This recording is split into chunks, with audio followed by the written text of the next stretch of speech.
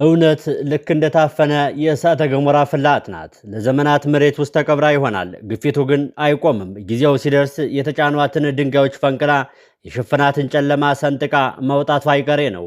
ዛሬ በኢትዮጵያ የፖለቲካ ሰማይ ስር ከሶስት አስርተ ዓመታት በላይ የጭቆና የማንነት መነጠቅና የለቅሶ ማዕከል ሆኖ የቆየው የወልቃይት ጠገዴ ጉዳይ አዲስ ምዕራፍ ተከፍቷል። ይህ ምዕራፍ ግን ቀጥተኛ መንገድ አይደለም። የሴራ የጥልፍልፍ የፖለቲካና የህልውና ትግል ድብልቅልቅ ነው። በአንድ በኩል የዚያ ሰሞን የትግሉ ምልክት የነበሩት ኮሎኔል ደመቀ ዘውዱ ቆመዋል። ኮሎኔሉ የብሔራዊ ምርጫ ቦርድ ውሳኔ የመጀመሪያ ፍች ነው በሚል አሞግስተውታል። የ30 ዓመታት የግዴታ ጋብቻ በሕግ ሰነድ የተበጣጠሰበት የወልቃይት ህዝብ የራሱን አየር ለመተንፈስ ቀና ያለበት የታሪክ አጋጣሚ ሲሉ ገልጸውታል።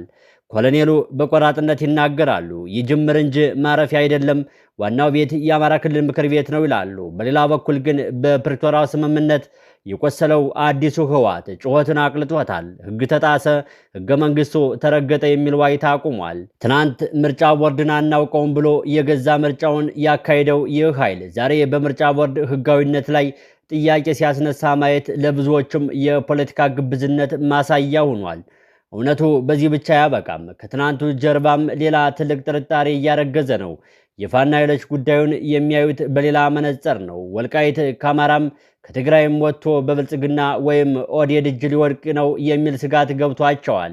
ይህ በምርጫ ቦርድ ስም የተጀመረው ሂደት ፋኖና ነባሩ ህወሓት በመሬት ላይ የጀመሩትን ድርድር ለመግደም የተዘረጋ የፖለቲካ ወጥመድ ይሆን? ህወሓት ወልቃይትን ከመሬት በዘለለ ከኤርትራ ጋር ያለውን ግንኙነት ተከትሎ እንደ መተንፈሻ ማየቱን አቁሞ አሁን ከፋኖ ጋር አዲስ ስምምነት እየፈለገ ነው ወይንስ ማዕከላዊ መንግስት በሁለት ኃይሎች በአከራካሪ መሬት ስም እርስ በርስ እያፋጀ ነው? የፖለቲካ ሳይንስ ምሁራን እንደሚሉት ልዩ ተጠቃሚነትን የለመደ ኃይል እኩልነት ሲመጣ እንደ ጭቆና ይቆጥረዋል።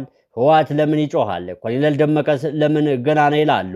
ፋኖስ ለምን በጥርጣሬ ይመለከተዋል? በዝግጅታችን የኮሎኔል ደመቀን የመጀመሪያ ፍች ፍልስፍና ትርጉም እንፈትሻለን። የትግራይ ልሂቃንን የህግ ሙገታ እና የሞራል ውድቀት በሚዛን እናስቀምጣለን። ከሁሉም በላይ ደግሞ በፋኖና በህወሓት መካከል እየተወራ ስላለው የጋራ ጠላትና ስለ ወልቃይት የወደፊት ዕጣ ፈንታ ያልተሰሙ መረጃዎችን እናስቃኛችኋለን።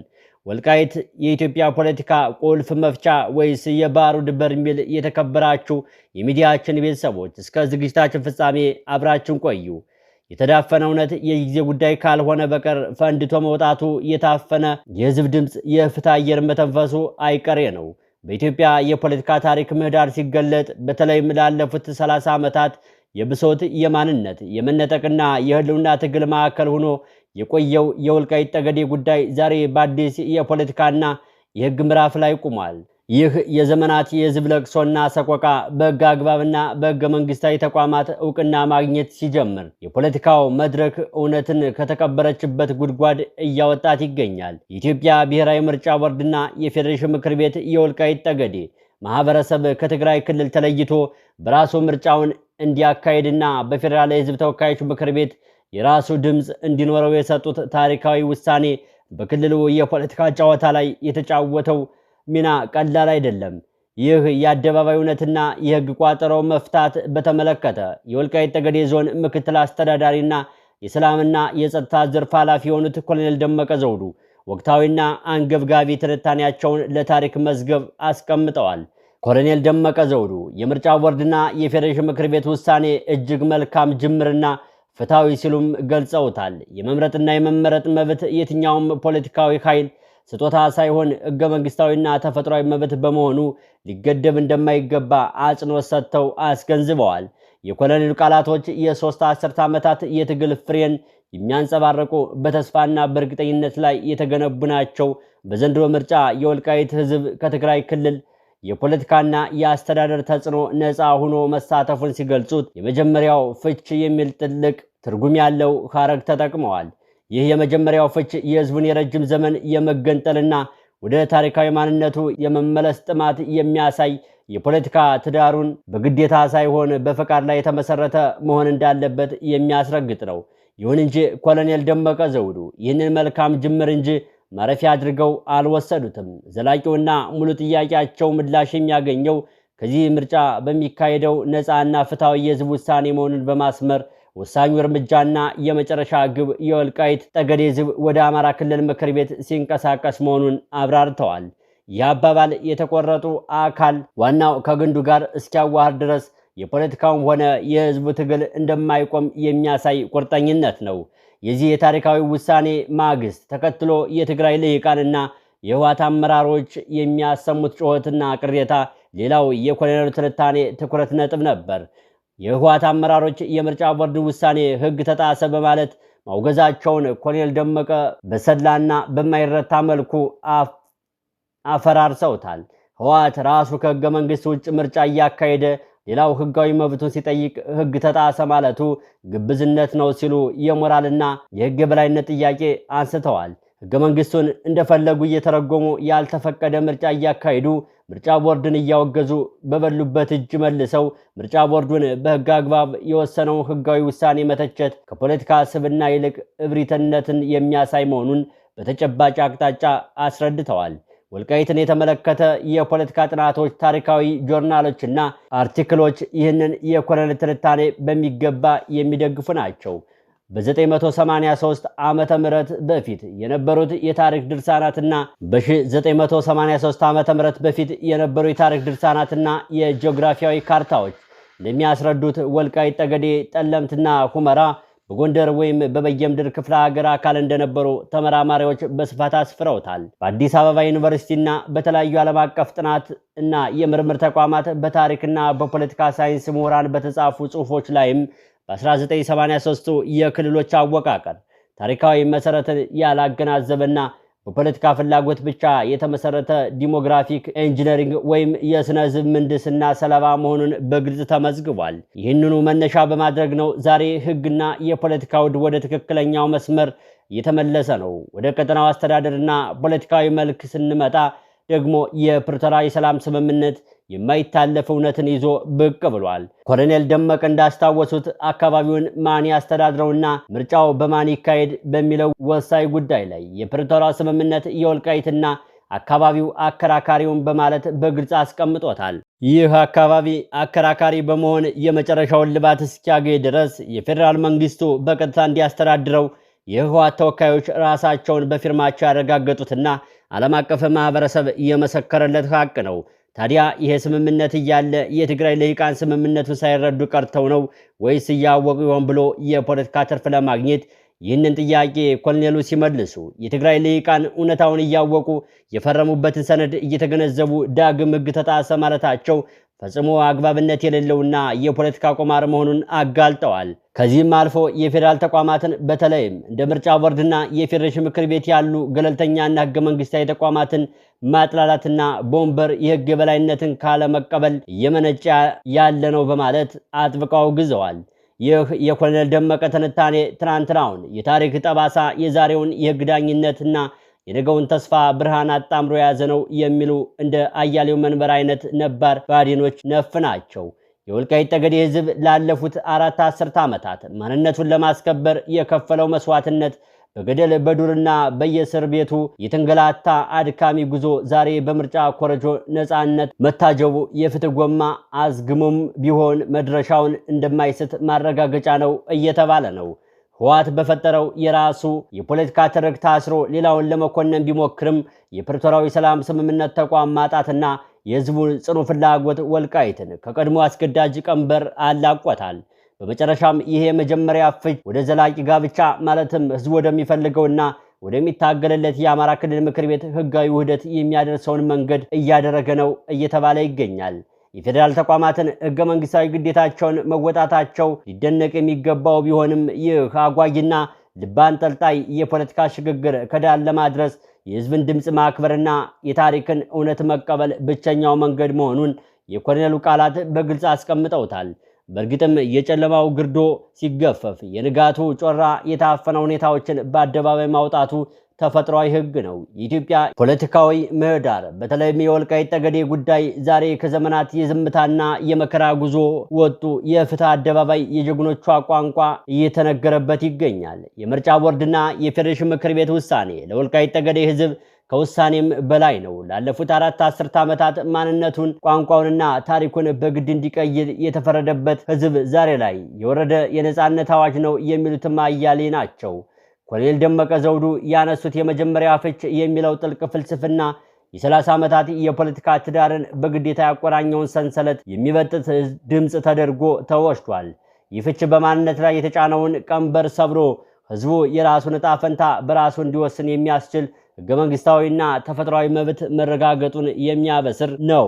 ነገር ግን ከዚህ ፍትሃዊ ውሳኔ ማግስት ተከትሎ ከትግራይ ልሂቃናትና ከህወሓት ካምፕ የሚሰማው የህግ ተጣሰ ዋይታ የዘመናችን የፖለቲካ አስቂ ድራማ ሆኖ አልፏል። የፖለቲካ ሳይንስ ምሁራን ተመራማሪዎች በተለይም ጥናቶቹ ጆርናሎች ላይ እንዳሰፈሩት አንድ የፖለቲካ ኃይል ራሱን ከህግ በላይ አድርጎ ሲስል የሌሎች መብት መከበር እንደ ጥቃት ይሰማዋል። ይህ የምሁራኑ አባባል ዝም ብሎ አየር ላይ የተወረወረ የቃላት ጌጥ ወይም የፖለቲካ ፍጆታ ይልቁንም የሰው ልጆችን የፖለቲካ ስነልቦና የስልጣኔ እርቃን ገመና ፍንትው አድርጎ የሚያሳይ ሳይንሳዊ እውነት ነው። በፖለቲካ ሳይንስና በማህበራዊ ስነልቦና የሆነ ዓለም ውስጥ አንድ ወርቃማ የማይካድ አባባል አለ። ልዩ ተጠቃሚነትንና ፍጹም የበላይነትን ለዘመናት የለመደ ኃይል የሌሎችን እኩልነትና መብት መከበር ሲጀምር ጭቆናና ጥቃት የተፈጸመበት ይመስለዋል። ይህንን ጥልቅ የፖለቲካ ፍልስፍና ወደ ኢትዮጵያ የፖለቲካ መድረክ በተለይም ወደ ህወሓትና የወልቃይት ጠገዴ ጉዳይ አምጥተን በጥሬ መረጃና በማስረጃ ስንፈትሸው እውነታው እንደ ንጋት ፀሐይ ጥርትና ኩልል ብሎ ይወጣል። ኮሎኔል ደመቀ ዘውዱ ግብዝነት ሲሉ የገለጹትም የዚህ የፖለቲካ በሽታ ምልክት ነው። ይህንን እብሪት ማማ ላይ የተገነባ የፖለቲካ ስነልቦና በተጨባጭ ማረጋገጫዎችን እንመርምረው። የመጀመሪያው ማረጋገጫ ህገ መንግስቱና የምርጫ አስቂ ድራማ ነው። አንድ የፖለቲካ ኃይል ራሱን ከህግ በላይ አድርጎ ሳለ የምናየው ህጉን ለራሱ ሲመቸው ብቻ እንደ ጋሻ ከለላ ሲጠቀምበት፣ ሲቃረነው ደግሞ እንደ ሸረሪት ድር ሲበጣጥሰው ነው። የህወሓት አመራሮች በ2013 ዓ.ም አጋማሽ የፌዴራሉ መንግስት እውቅና የኢትዮጵያ ብሔራዊ ምርጫ ቦርድን ስልጣን እንዲሁም የህገ መንግስቱን ድንጋጌዎችን ሙሉ በሙሉ ወደ ጎን በመተው የራሳቸውን ህገ መንግስታዊ ወይም ህገ ወጥ ምርጫ በትግራይ አካሄዱ። በወቅቱ ምርጫ ቦርድም ሆነ በፌዴራል መንግስቱ እኛ ላይ ነው አያዝም ህጉ እኛው ራሳችንን የሚል እብሪት ፖለቲካ አራመዱ። በአንጻሩ ዛሬ ያውቅና ነፍገውትና አዋርደውት የነበረው የኢትዮጵያ ብሔራዊ ምርጫ ቦርድና የፌዴሬሽን ምክር ቤት ወልቃይት ጠገዴ ህዝብ ከትግራይ ተነጥሎ በራሱ ድምጽ እንዲመረጥ በህግ አግባብ ሲወስኑ ህወሓቶች ህገ መንግስት ተጣሰ፣ ህግ ተረገጠ እያሉ ዓለም አቀፍ ጩኸት ያሰማሉ። ራሳቸው ከህግ ውጭ ነው፣ ህግ ሲጥሱ መብታችን ነው ይላሉ። የወልቃይት ህዝብ ግን በህጋዊ ምርጫ ቦርድ በኩል ህጋዊ መብቱ ሲረጋገጥ ተጠቃን፣ ህግ ተጣሰ ይላሉ። ይህ ነው እንግዲህ ራስን ከህግ በላይ አድርጎ የመሳልና የሌላውን መብት ሲከበር እንደ ጥቃት የመቁጠር ትልቁ ማሳያው። ማረጋገጫ 2 የፕሪቶሪያዊ ስምምነትና የተካሄደው ፊርማ ነው። ህወሓት የፕሪቶሪያውን የሰላም ስምምነት ሲፈርም ደቡብ አፍሪካ ላይ በተደረገው ድርድር የወልቃይት ጠገዴና አካባቢ ጉዳይ በግልጽ አከራካሪ መሆኑን አምኖ እናም ተቀብሎ በራሱ እጅ ፊርማውን አኑሯል።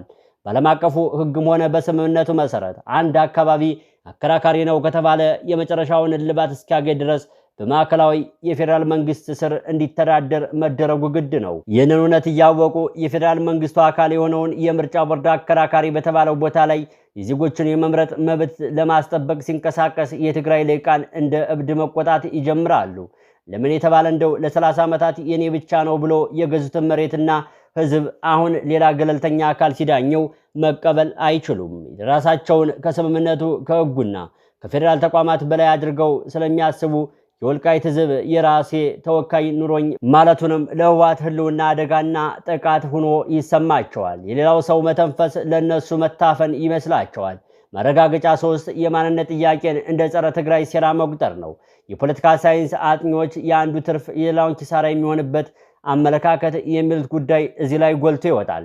የወልቃይት ጠገዴ ህዝብ ላለፉት 4 አስርት ዓመታት ያነሳው ጥያቄ ቀላልና ግልጽ ነው። እኔ አማራ ነኝ፣ ማንነቴ ይከበርልኝ፣ ታሪክ አይቀማ፣ በቋንቋ ያለኝን ይህን ጥያቄ የሰብአዊ መብት የዲሞክራሲና የህግ መንግስት ጥያቄ ነው። ነገር ግን ህወሓት ይህንን የህዝብ መብት ጥያቄ እንዴት ነው የሚያየው የተባለ እንደሆን የትግራይ ግዛት ለመገንጠል ትግራይን ለማዳከምና ለማጥቃት የተወጠነ ሴራ አድርጎ ይመለከተዋል።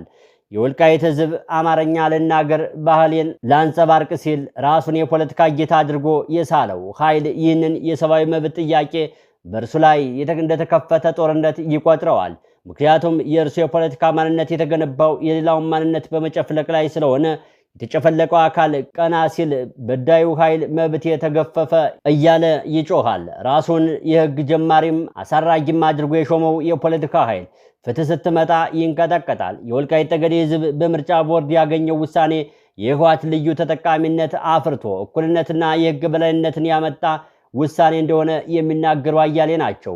ህወሓት የፌዴራል መንግስትና የምርጫ ቦርድን እውቅና ሳይጠይቅ የራሱን ኮሚሽን አቋቁሞ ህገወጥ ምርጫ እያካሄደ ባለበት ሁኔታ ምርጫ ቦርዱ በህግ አግባብ ለወልቃይት ጠገዴ ህዝብ የሰጠውን የውክልና መብት መቃወሙ የሞራልም ሆነ የህግ ስብራት መሆኑን ኮሎኔሉ በግልጽ ቋንቋ አስቀምጠውታል። በሌላ በኩል በጉዳዩ ላይ ግልጽ አቋማቸውን ያንጸባረቁ የፋኖ ደጋፊዎች በበኩላቸው ወልቃይት ከአማራም ከትግራይም ወጥቶ ወደ ኦህዴድ ወይም ብልጽግና ተወስዷል በማለት ላይ ናቸው። ያ የሆነበት ደግሞ ፋኖና ነባር ህወሓት በግላቸው የጀመሩት ድርድርና አንድነት ሳይቀድማቸው ለመቅደም ነው የሚል እንደሆነ በተለያየ መልኩ ይገለጻል። ፋኖች ወልቃይትን እንደ ቁራጭ መሬት የሚመለከቱት ሲሆን ህወሓት በተለይም ከኤርትራ ጋር የፈጠረውን ሰላምና እርቅ ተከትሎ ወልቃይትን ከመሬት በዘለለ እንደ መተንፈሻ ጂኦፖለቲካ መሿለኪያ መመልከት አቁሟል ይላሉ።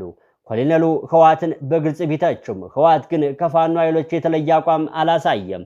ይልቁንም የፌዴራል መንግስቱን በጋራ ስለመታገል ሁለቱም ኃይሎች የሚሆናቸውን ስርዓት ለመፍጠር አንስተዋል። የተከበራችሁ የሚዲያችን ቤተሰቦች በያላችሁበት ዓለም ሰናይ ጊዜ እየተመኘን በዚሁ እንሰናበታለን። መልካምን ሁሉ ተመኘን።